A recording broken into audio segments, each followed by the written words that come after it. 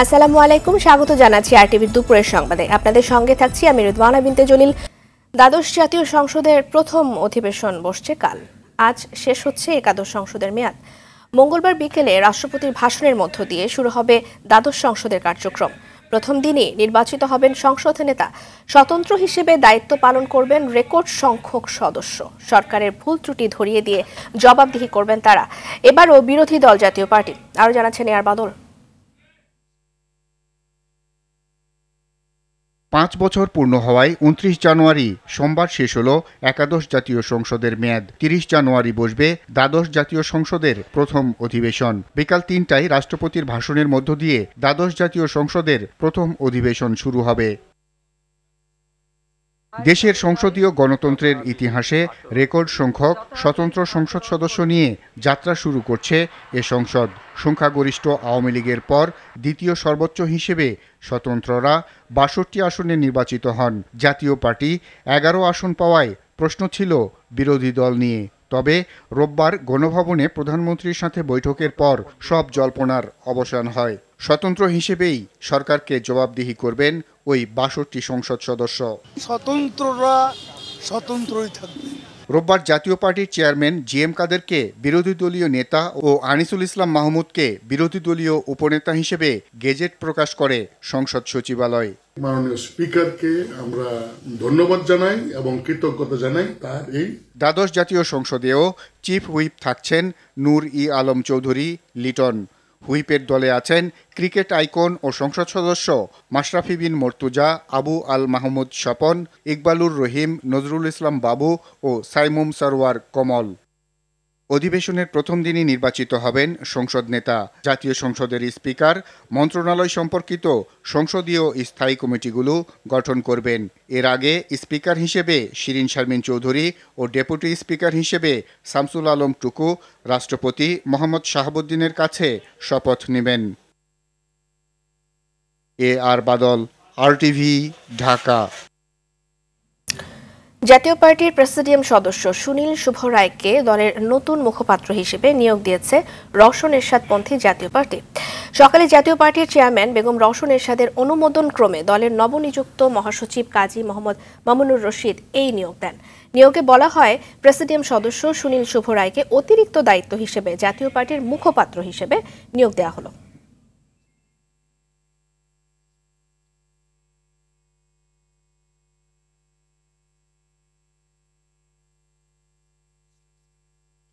বাংলাদেশের সীমান্তবর্তী মিয়ানমারের রাখাইন রাজ্যের রোহিঙ্গা অধ্যুষিত এলাকা সেনাবাহিনীর সঙ্গে আরাকান আর্মির তীব্র লড়াই চলছে। মিয়ানমার থেকে ছোড়া গুলি এবং মর্টার শেল দেশের সীমানার মধ্যে এসে পড়ছে। এমন পরিস্থিতিতে সীমান্ত দিয়ে নতুন করে রোহিঙ্গা অনুপ্রবেশের আশঙ্কা তৈরি হয়েছে। তবে সরকার পরিস্থিতির ওপর বিশেষ নজর রাখছে। জোরদার করা হয়েছে নিরাপত্তা ব্যবস্থা। শাহাদাত শাওনের রিপোর্ট। আবারও অস্থিতিশীল মিয়ানমার। দেশটির রাখাইন রাজ্যের রোহিঙ্গা অধ্যুষিত এলাকায় সেনাবাহিনীর সঙ্গে আরাকান আর্মির লড়াই আরও তীব্র হচ্ছে। মিয়ানমার থেকে ছোড়া গুলি অটাশেল বাংলাদেশ সীমান্তের মধ্যে এসে পড়েছে। রাখাইন রাজ্যটি বাংলাদেশের টেকনাফ সীমান্তবর্তী হওয়ায় সেখানকার বাসিন্দাদের মধ্যে আতঙ্ক বিরাজ করছে। একই সঙ্গে সীমান্ত দিয়ে নতুন করে রোহিঙ্গা অনুপ্রবেশের আশঙ্কা তৈরি হয়েছে। তবে পররাষ্ট্রমন্ত্রী ডক্টর হাসান মাহমুদ জানিয়েছেন, সরকার পরিস্থিতির উপর বিশেষ নজর রাখছে। উদ্ভূত পরিস্থিতি এড়াতে বিজিবিকে সতর্ক থাকার নির্দেশ দেওয়া হয়েছে। মিয়ানমারের এই সংঘাতময় পরিস্থিতিতে রবিবার ঢাকায় চীনের রাষ্ট্রদূত ইয়াও ওয়েনের সঙ্গে বৈঠক করেছেন পররাষ্ট্রমন্ত্রী। বৈঠক শেষে ডক্টর হাসান মাহমুদ বলেন, মিয়ানমারের বিষয়ে নজর রাখছে চীন। চাইনিজ সরকারও তাদের সাথে অর্থাৎ মায়ানমার সরকারের সাথে এঙ্গেজমেন্টের মধ্যে আছে বলে জানিয়েছেন এবং তারা মায়ানমারকে উৎসাহিত করছেন এবং তারা বলছেন যে বাংলাদেশ থেকে অন্তত প্রত্যাবাসনটা শুরু করার জন্যে মায়ানমার সহসা হয়তো এই প্রত্যাবাসন অর্থাৎ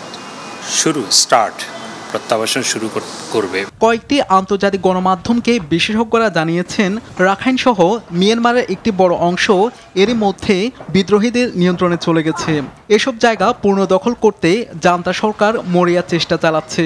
এমন বাস্তবতায় ফের যেন রোহিঙ্গার ঢল বাংলাদেশের দিকে না আসে সেটা নিশ্চিত করতে সীমান্তে কঠোর নজরদারি বাড়াতে হবে। শাহাদাত শাওন, RTV।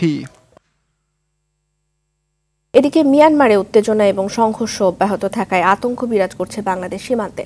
স্থানীয়রা বলছেন যে গত দুদিনের তুলনায় আজ মিয়ানমারের ওপার থেকে গোলাগুলির শব্দ কম কিছুটা আসছে, তবে এতে উদ্বেগ কমেনি স্থানীয়দের। গতকাল মিয়ানমার থেকে ছোড়া কিছু মর্টার শেল এবং 1 রাউন্ড গুলি এদেশের উলুবনিয়া সীমান্তের ভেতর এসে পড়ে। খবর পেয়ে বিজিবির ঊর্ধ্বতন কর্মকর্তা এবং গোয়েন্দা সংস্থার লোকজন ঘটনাস্থল পরিদর্শন করেন। এ সময় তারা লোকজনকে আতঙ্কিত না হওয়ার আহ্বান জানান। সীমান্ত এলাকায় টহল বাড়ানো হয়েছে। বান্দরবানের নাইক্ষ্যংছড়ির ঘুমধুম এবং তম্বরু সীমান্তের ওপার থেকেও গোলাগুলির শব্দ পাওয়া যাচ্ছে। আমাদের এলাকায় হচ্ছে একটা, তাহলে তো এখন আমরা এখন বেশি ভয়ঙ্কর আছি, আমরা ওইটা আমাদের নিরাপত্তা দেয়। আমাদের এখানে মায়ানমারের পাশাপাশি তো আমরা আতঙ্কের মধ্যে আছি, তো এখানে গোলাগুলি আমাদের এলাকাতে আসতেছে, তো এই জন্য আমরা আতঙ্কে আছি। দর্শক, সীমান্তের পরিস্থিতি জানাতে কক্সবাজারের টেকনাফ থেকে সরাসরি যোগ দিচ্ছেন সহকর্মী শাহিন শাহ। শাহিন, আমরা দেখছিলাম যে সেখানে বসবাসরত মানুষজন কিছুটা আতঙ্কিত, গোলাগুলির শব্দও পাওয়া যাচ্ছে। তো নতুন করে মর্টার শেল বা গুলির কোনো আলামত পাওয়া গেছে কিনা, সব মিলিয়ে সেখানে পরিস্থিতি একটু জানতে চাই আপনার কাছে। হ্যাঁ রিদওয়ানা, আপনি যেমনটি বলছিলেন, আসলে বাংলাদেশ এবং মিয়ানমার সীমান্ত যদি বলি একদম কাছাকাছি, এখান থেকে এপার থেকে ওপার দেখা যায়। আপনার এরকম সীমান্ত রয়েছে টেকনাফের খোয়াইকং, আমতলী, উখিয়া উপজেলার ফালংকালী এবং বান্দরবন জেলার কিন্তু তম্বরু, এই সব সীমান্তবর্তী কিন্তু দুই পার কিন্তু কাছাকাছি। এখান থেকে কি হয় ওখানে দেখা যায়। সেই হিসাবে যদি বলা যায়, আপনি ইতিমধ্যে অবগত রয়েছেন বেশ কিছুদিন ধরে মিয়ানমারে সংঘর্ষ অব্যাহত রয়েছে। এর প্রেক্ষিতে কিন্তু গত 2 দিন ধরে এখানে ব্যাপক আকারে গোলাগুলি এবং মর্টার শেলের ঘটনা ঘটেছে। এর প্রেক্ষিতে ওপারের মর্টার শেল কিন্তু এই পারেও চলে আসে, বুলেটও চলে আসে, যার কারণে এই পারের উদ্বেগ উৎকণ্ঠা বহুগুণে বেড়ে গিয়েছে। যারা সীমান্ত পারের লোকজন জানিয়েছেন, ওপারে যদি মর্টার শেল নিক্ষিপ্ত হয় এই পার কেঁপে উঠে। এর প্রেক্ষিতে তারা স্থান ছেড়ে অন্যত্র যাওয়ার জন্য কিন্তু তারা একটা পরিকল্পনা করেছে। পাশাপাশি আমি যদি আজকের সর্বশেষ তথ্যটা আপনাকে জানিয়ে রাখতে চাই, সেটি হচ্ছে গতকাল থেকে অর্থাৎ গেল রাত থেকে কিন্তু অদ্যাবধি এখনো পর্যন্ত মর্টার শেল কিংবা রাইফেলের গোলাগুলির তেমন কোনো আওয়াজ শুনতে পায়নি এখানকার বাসিন্দারা। সেই হিসাবে তারা কিছুটা স্বস্তি বিরাজ করছে। তবে তারা যে মর্টার শেল এবং রাইফেলের বুলেট উদ্ধার করেছে, এই আতঙ্কটি তাদের মধ্য থেকে যায়নি। তারা জানিয়েছেন যদি ওখানে সংঘর্ষ লেগে থাকে, এটা যে কোনো মুহূর্তে আবারও এপারে আসতে পারে, সেজন্য তাদের উদ্বেগ উৎকণ্ঠা বিরাজ করছে। এদিকে বিজিবির পক্ষ থেকে বলা হচ্ছে তারা কঠোর নজরদারি বাড়িয়েছে এবং যারা সীমান্ত পারের লোকজন রয়েছে তাদেরকে নিরাপত্তা দিতে প্রস্তুত রয়েছে। রিদওয়ানা, এই হচ্ছে টেকনাফের অর্থাৎ সীমান্তের সর্বশেষ তথ্য। শাহিন, ধন্যবাদ। পরের খবরে যাব। সারা দেশে বেড়েই চলছে নিত্য প্রয়োজনীয় পণ্যের দাম। বাড়তি দামে পণ্য কিনতে হিমশিম অবস্থা ক্রেতাদের।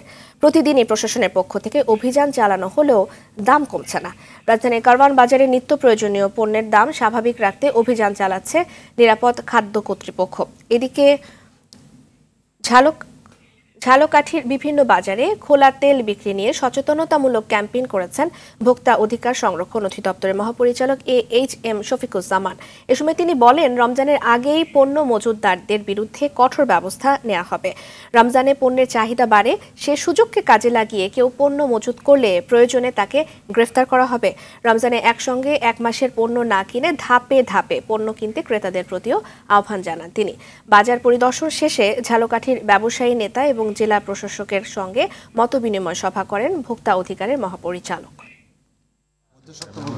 হাত বদল করে তারা যেটা করে যে অনেক সময় রমজানের বাড়তি চাহিদাকে পুঁজি করে তারা সাপ্লাই চেনে একটা ডিস্টার্ব তৈরি করে, অর্থাৎ এক জায়গায় মজুত করে বাজারটা অস্থির করে দেয়। সেই কারণে আমরা যাতে সাপ্লাই চেনটা যাতে কোনোভাবে কোথাও ডিস্টার্বেড না হয়, কোথাও যেন মজুত না করে, সেটার বিরুদ্ধে আমরা ব্যবস্থার জন্য প্রস্তুতি নিয়েছি। আমাদের অভিযানের ক্ষেত্রে যেটা আপনারা বলেন, সেক্ষেত্রে আমরা একটু ডাইমেনশন চেঞ্জ করেছি। আমরা খুচরা পাইকারি বাজারে আমরা আসবো, সেখানে আমরা তথ্য নেব। আমরা মূল রুটে এবার কাজ করতে চাচ্ছি। দর্শক, বাজারে নিত্যপণ্যের দাম নিয়ে সর্বশেষ জানাতে রাজধানীর কারওয়ান বাজার থেকে সরাসরি যুক্ত হচ্ছেন সহকর্মী বিল্লাল হোসেন। বিল্লাল, বাজারে মনিটরিং যেহেতু চলছে, কোন কোন বিষয়গুলোকে বেশি গুরুত্ব দেওয়া হচ্ছে? পণ্যের মান, দাম, এছাড়া আর কি আর জরিমানা করা হয়েছে কিনা? প্রধান আপনাকে জানিয়ে রাখি যে বাজারে যে নিত্যপণ্যের দাম যে দিনে দিন বেড়ে চলছে সেটির বিরুদ্ধে কিন্তু বিশেষ করে বাণিজ্য মন্ত্রণালয় গত দুদিন ধরে কিন্তু মনিটরিং টিম মাঠে কিন্তু নেমেছে। আজকে তাদের যে কারওয়ান বাজার যে বিশেষ করে যে 2 দিন ধরে চালের যে দাম বেড়েছে তাদের কিন্তু কারওয়ান বাজারে তাদের কিছুক্ষণ আগে কিন্তু তারা একটি মনিটরিং টিম এসে তারা কিন্তু অভিযান পরিচালনা করেছেন। আপনাকে একটি বলে রাখি যে যখনই খাদ্য মন্ত্রণালয়ের যেই টিমটি আসার সাথে সাথে কিন্তু কারওয়ান বাজারে যে সকল চাল ব্যবসায়ী ছিল বেশিরভাগ চাল ব্যবসায়ী কিন্তু তাদের দোকান রেখে কিন্তু এখান থেকে চলে গিয়েছেন। আর বলে রাখি যে মনিটরিং টিম এসে কিন্তু তারা 2টি দোকানই কিন্তু তারা তদারকি করেছেন। তদারকি যেই অসঙ্গতিটি পেয়েছেন সেটা হচ্ছে যে কেজি মূল্য তালিকা না থাকার কারণে একটি দোকানকে 20,000 টাকা আর হচ্ছে কেজি প্রতিতে 10 টাকা লাভ করায় একটি দোকানকে 30,000 টাকা জরিমানা করেছে। তারা কিন্তু এই যেই 2টি দোকানকে জরিমানা করে কিন্তু এই যে মনিটরিং যে টিম তারা কিন্তু কারওয়ান বাজার তারা কিন্তু ত্যাগ করেছেন। তাই আমরা কিন্তু গণমাধ্যম কর্মীদেরকে তারা যেটি জানিয়েছেন তারা বলছেন যে যেই সকল দোকানদার চলে গিয়েছে তাদের বিরুদ্ধে কিন্তু তারা আইনানুগ ব্যবস্থা নেবে। কিন্তু আমরা দেখেছি এর আগেও যে সকল তারা যে অভিযানে আছেন অভিযানে আসার পর কিন্তু দোকানদার তাদের কিন্তু দোকান রেখে কিন্তু চলে গিয়েছে। চলে যাওয়ার পরে কিন্তু পরবর্তীতে তাদের আর কোনো প্রকার মনিটরিং করা হয় না। তো বলা যায় যে এই খাদ্য মন্ত্রণালয়ের যে তদারকি যে টিম অনেকটা দায়সারাভাবেই কিন্তু তারা তাদের মনিটরিং করছে, যার ফলে কিন্তু যে ব্যবসায়ীর যে অসাধু যে সিন্ডিকেট সেই সিন্ডিকেটটি কিন্তু পণ্যের দাম কিন্তু দিনের দিন পর কিন্তু তারা কিন্তু বাড়িয়ে দিয়েছে। আরেকটি তথ্য দিয়ে রেখেছেন যে নির্বাহী ম্যাজিস্ট্রেট যিনি এসেছিলেন নির্বাহী ম্যাজিস্ট্রেট সবচেয়ে বেশি যে জিনিসটি গুরুত্ব দিয়েছেন সেটা হচ্ছে যে চালের যে বস্তা রয়েছে সেই প্লাস্টিক জাতীয় বস্তা কেন চাল নিয়ে আসছেন সেই না করার জন্য। তো এই ছিল কারওয়ান বাজার থেকে আমার কাছে সর্বশেষ। বিল্লাল, ধন্যবাদ। সমসাময়িক বিষয়ে আওয়ামী লীগের ধানমন্ডি কার্যালয়ে ব্রিফিং করছেন দলের সাধারণ সম্পাদক ওবায়দুল কাদের। সরাসরি চলে যাচ্ছি আমরা সেখানে। কারো অগণতান্ত্রিক আহ্বানে সাড়া দিয়ে নির্বাচন থেকে বিরত থাকেনি। দ্বাদশ জাতীয় সংসদের নির্বাচনের মাধ্যমে দেশের মানুষ নতুনভাবে গণতন্ত্রের বিজয় নিশান উড়িয়েছে। আওয়ামী লীগের অঙ্গীকারে জনগণ সাড়া দিয়েছে। সমগ্র জাতির গণতান্ত্রিক চেতনাকে অক্ষত ও অটুট রাখতে আমরা বদ্ধপরিকর।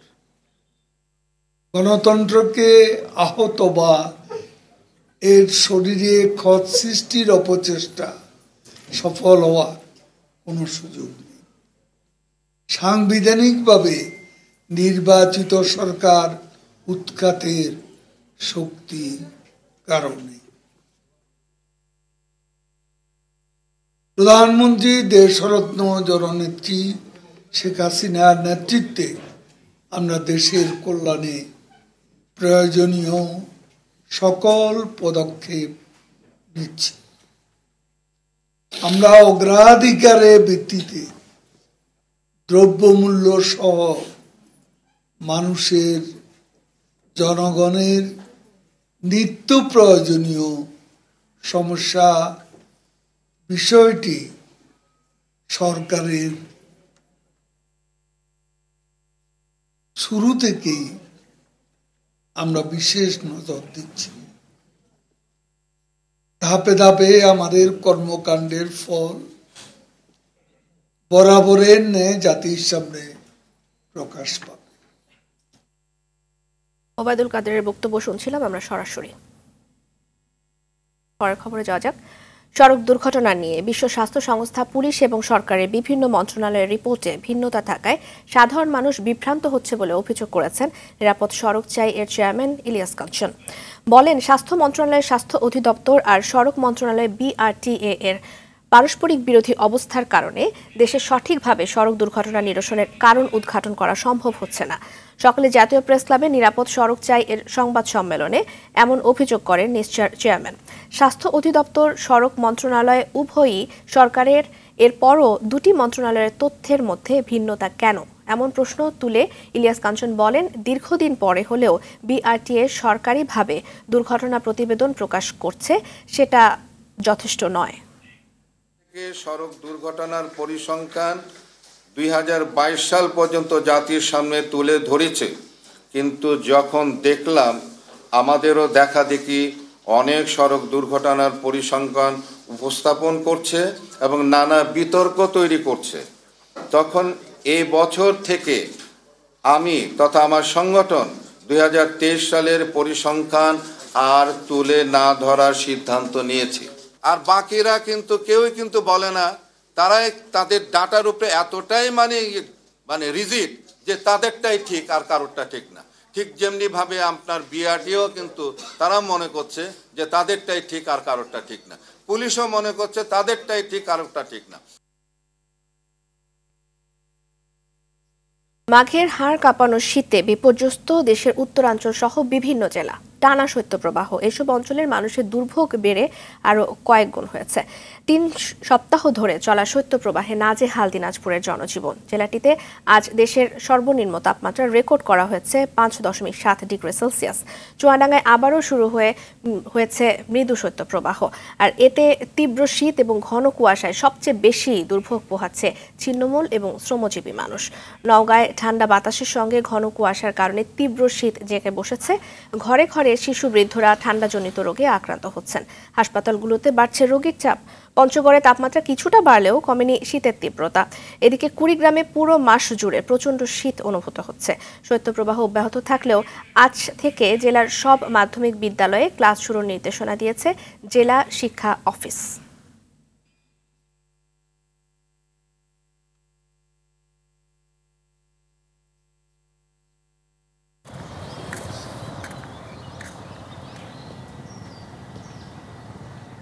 কুয়াশার শীতটা একটু বেশি, আমরা দিনমজুরি লোক, বাড়িতে পারি না রাস্তাঘাটে কুয়াশার জন্য, ঠান্ডার জন্য। কুয়াশার কারণে বাসা থেকে বাইরে হওয়া যাচ্ছে না, খুব কষ্টে আছে মানুষ, দেখা যায় না কিছু, আন্ধার, খুব কষ্ট করে গাড়ি চালাচ্ছি। শীতে কাজে যাওয়ার সমস্যা, কুয়াশা ঠান্ডার জন্য। চট্টগ্রামের শাহ আমানত আন্তর্জাতিক বিমানবন্দরে পকেটে 4 পিস স্বর্ণের বার বহনের সময় ডাক্তার শরীফ নামে স্বাস্থ্য বিভাগের এক কর্মকর্তাকে আটক করা হয়েছে। সকালে চট্টগ্রাম শাহ আমানত বিমানবন্দর থেকে তাকে আটক করা হয়। বিষয়টি নিশ্চিত করেন চট্টগ্রাম শাহ আমানত আন্তর্জাতিক বিমানবন্দরের পরিচালক গ্রুপ ক্যাপ্টেন তসলিম আহমেদ। ধারণা করা হচ্ছে অন্য কারো স্বর্ণের বার তিনি পকেটে বহন করছিলেন। জব্দ করা স্বর্ণের বারগুলো শুল্ক গোয়েন্দার কাছে হস্তান্তর করা হয়েছে।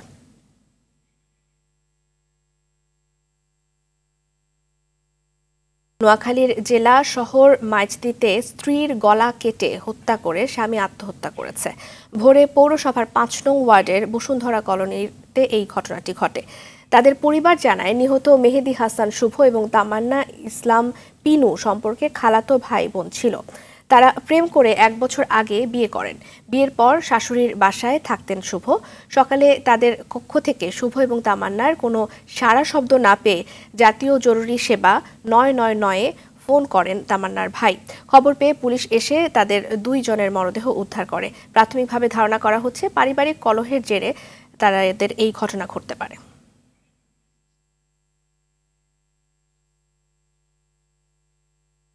বরিশালের হিজলায় রাজনৈতিক দ্বন্দ্বের জেরে 2 গ্রুপের মধ্যে সংঘর্ষের ঘটনায় 7 জন আহত হয়েছেন। রোববার রাতে হিজলা উপজেলার গৌরবদী মান্দ্রা বাজারে এই ঘটনাটি ঘটে। জানা যায় যে জাতীয় সংসদ নির্বাচন এবং পরবর্তী সময়েও স্বতন্ত্র প্রার্থী পঙ্কজ দেবনাথের সমর্থকদের সঙ্গে কেন্দ্রীয় আওয়ামী লীগের আন্তর্জাতিক বিষয়ক সম্পাদক শাম্মী আহমেদের সমর্থকদের মধ্যে দীর্ঘদিন ধরে রাজনৈতিক দ্বন্দ্ব চলে আসছিল। আর এই ঘটনার জেরে রোববার রাতে পঙ্কজের সমর্থক ফখরুল ইসলাম এবং শাওনের নেতৃত্বে হিজলা উপজেলা শাম্মী আহমেদের 7 থেকে 8 জন সমর্থককে কুপিয়ে জখম করা হয়।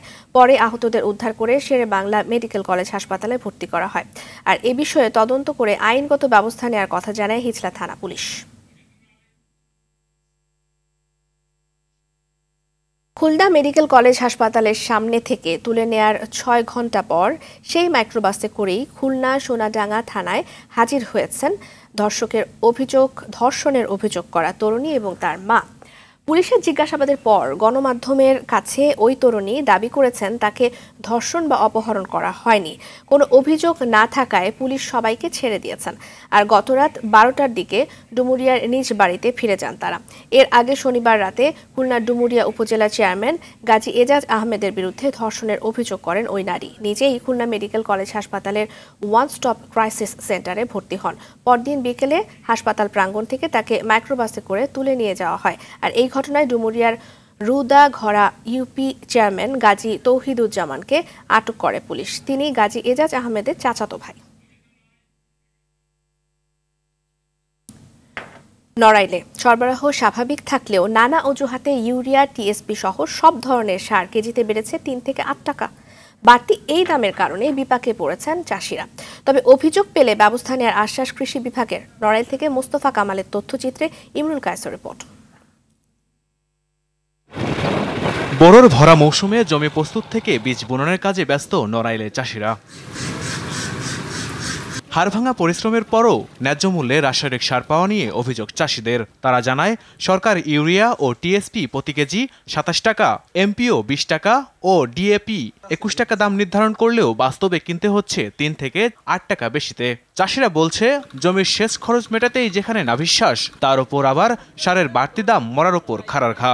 টিএসপি মরক্কো 1350 টাকা, পটাশ 1150 টাকা। দামের সার প্রতিষ্ঠান গেলেমুল্লার দোকান থেকে ফসফেট সার আনিছি, মরক্কো ফসফেট 29 টাকা করে কেজি, পটাশ 23 টাকা কেজি, ইউরিয়া 28 টাকা কেজি। ফুল সোহাগী ট্রেডার্স থেকে ইউরিয়া সার 28 টাকা কেজি করাই করেছি পাতই দেওয়ার জন্য। তবে সারের বাড়তি দামের অভিযোগ মানতে নারাজ বিক্রেতারা। বাড়তি দাম তো কোনো ডিলার বিক্রি করতেছে না, যদি কোনো রিটেলারের বাকি টাকা ব্যবসা সেটা তো আলাদা। ডিলারের বাড়তি দাম কারণে আমরা বেশি না, আরো কমে গেছে। অতিরিক্ত নাম নেওয়ার যে অভিযোগ, এটা সত্য না। আমরা সরকার নির্ধারিত দামে মূল্য মাল বিক্রয় করি। কৃষি বিভাগের এই কর্মকর্তা বলেন, অতিরিক্ত দামের প্রমাণ মিললে কঠোর ব্যবস্থা নেওয়া হবে। যদি কোথাও কেউ অভিযোগ দেন যে কোথাও দাম বেশি হচ্ছে, তাহলে আমরা তাৎক্ষণিকভাবে আমরা সেখানে ব্যবস্থা গ্রহণ এবং প্রয়োজনে মোবাইল কোর্ট সেখানে প্রেরণ করা এবং তার বিরুদ্ধে আইনগত যে কোনো প্রক্রিয়া আমরা গ্রহণ করতে আমরা বাধ্য হব। কৃষি বিভাগ জানায়, এবছর 50,170 হেক্টরে বোরো আবাদের লক্ষ্যমাত্রা নির্ধারণ করা হয়েছে। ইমরুল কায়েস, RTV।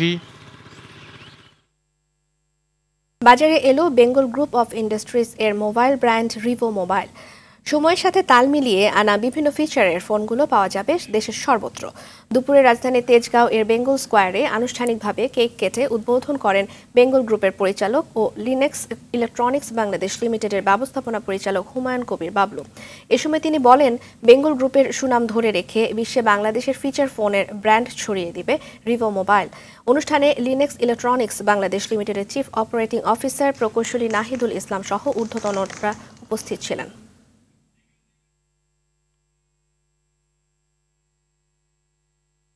রিভো ব্র্যান্ডের এইটাতে বেশ কিছু নতুন নতুন ফিচার আসছে। আমরা বেশ কিছু চিপসেটে পরিবর্তন এনেছি। যেহেতু আমরা স্থানীয় পর্যায়ে এখন 100% made in Bangladesh mobile phone তৈরি করছি, সেক্ষেত্রে আমাদের সক্ষমতা তৈরি হয়েছে। মাদারবোর্ড থেকে শুরু করে আমরা এখন অন্যান্য যে যন্ত্রাংশ সব অলমোস্ট 90% আমরা স্থানীয় পর্যায়ে এখন উৎপাদন করতে সক্ষম হচ্ছি। আর স্মার্ট বাংলাদেশ গড়ার যে অঙ্গীকার আমাদের সরকারের, আমরা এই স্মার্ট মোবাইল ফোন তৈরির মাধ্যমে সেই স্মার্ট বাংলাদেশের সহযাত্রী বিনির্মাণে সহযাত্রী হতে চাই।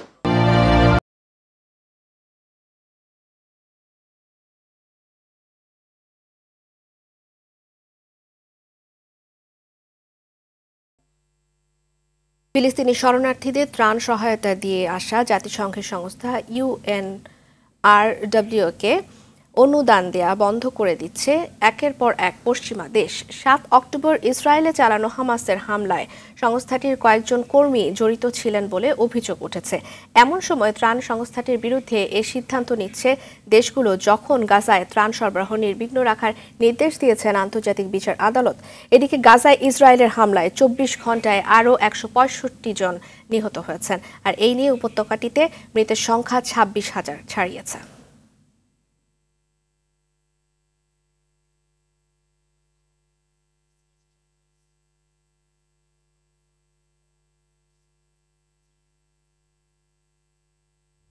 দুপুরের সংবাদ এ পর্যন্তই। সবশেষ সংবাদ জানতে যে কোনো মোবাইল ফোন থেকে 24141 নম্বরে ডায়াল করুন। জেলা সংবাদ বিকেল 4:45টায় দেখার আমন্ত্রণ রইল। ধন্যবাদ সবাইকে।